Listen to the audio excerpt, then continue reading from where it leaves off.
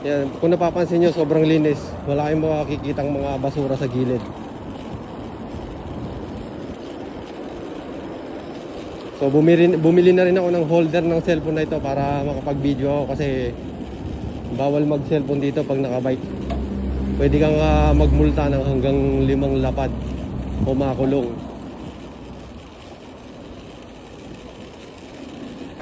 Ito rin nakakapagod na daan dito. Pag pumupunta ako sa Donkey, yung paahon. Kaya pagka pumupunta ako doon, yung ganitong panahon, yung makulimlim, hindi maulan,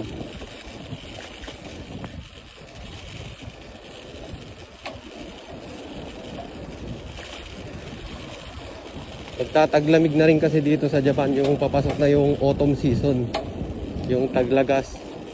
So yun yung maganda, yun yung pinakagusto kong